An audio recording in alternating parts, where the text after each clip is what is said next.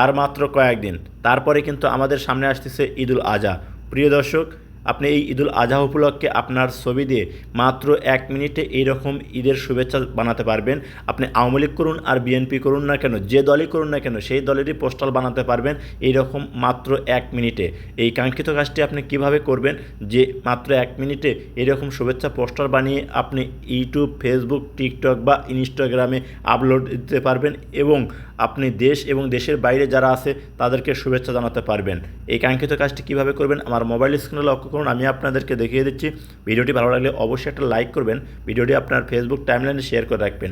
এখনও যারা পেজটা ফলো দেন নাই তারা অবশ্যই পেজটা ফলো দিবেন, ইউটিউবতে দেখলে চ্যানেলটি সাবস্ক্রাইব করে পাশে থাকা বেল বাটনটা অন করে দেবেন। প্রথমে আপনার মোবাইলে থাকা গুগল প্লে স্টোর ওপেন করবেন। গুগল প্লে স্টোরটা ওপেন করার পর এরকম শো হবে, উপরে সার্চবারেতে একটা ক্লিক করবেন। যখন আপনারা এই সার্চবারের উপর ক্লিক করবেন দেখবেন আপনার কিবোর্ড শো হবে, এখানে আপনারা লিখবেন হচ্ছে ঈদ মোবারক পোস্টার। স্ক্রিনে দিয়ে রাখলাম, আপনারা করবেন কি এই লেখাটা লিখবেন। লেখার পর আপনাদের সামনে দেখুন ক্লিক করার সাথে সাথে এরকম শো হবে।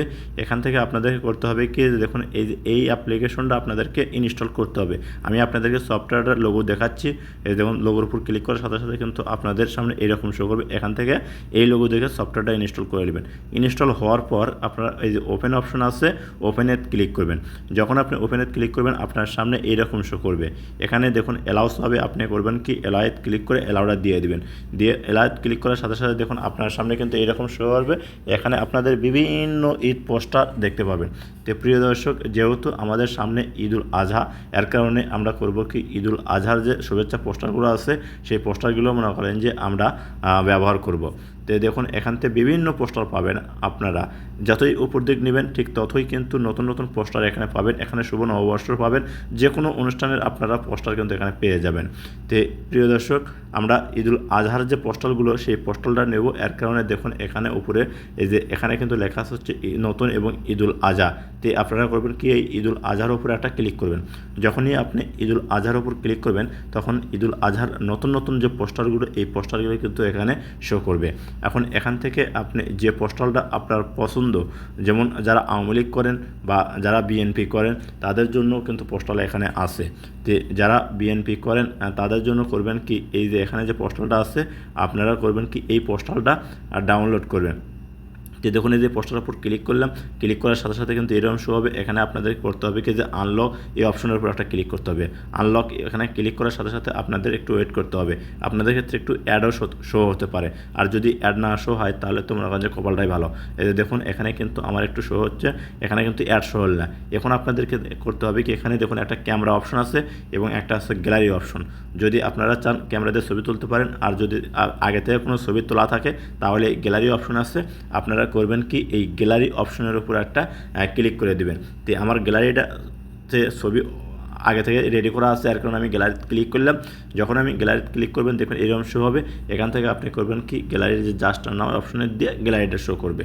বাস এখান থেকে এখন আপনি যে ছবিটা দিবেন, দিয়ে শুভেচ্ছা জানাতে চাচ্ছেন দেশবাসীকে, সেই ছবিটা সিলেক্ট করে নেবেন। দেখুন ছবির উপর ক্লিক করার সাথে এরকম শো হবে। চাইলে আপনারা ছবিটা স্ক্রপ করে ছোটো বড়ো করতে পারেন, আবার এখানে ডন স্ক্রপ আছে। তো যেহেতু আমার স্ক্রপ করার প্রয়োজন নাই এর কারণে আমি ডন স্ক্রপ এই অপশনটার উপর ক্লিক করলাম। তো এখানে ক্লিক করার সাথে সাথে দেখুন ছবিটা এরকম শো হবে। আপনারা করবেন কি হাত দিয়ে ধরে ছবিটা নিয়ে আসবেন। আপনারা দেখুন এই যে ছবিটা কিন্তু উল্টো সাইজে দেখাচ্ছে, এখন হাত দিয়ে ধরে আপনারা ছবিটা সিধা করবেন। যেভাবে ছবিটা আপনারা ভালো হবে ঠিক সেইভাবে আপনারা করবেন কি ছবিটা অ্যাডজাস্ট করে দেবেন। এই যে দেখুন আমি কিন্তু ছবিটা অ্যাডজাস্ট করে দিলাম। এইভাবে আপনারাও আপনাদের ছবিটা অ্যাডজাস্ট করে দেবেন। তো প্রিয় দর্শক, এখন প্রশ্ন হচ্ছে এই যে আপনাদের নাম কীভাবে লিখবেন। এই দেখুন এখানে লেখা আছে কি এখানে আপনার নাম লিখুন।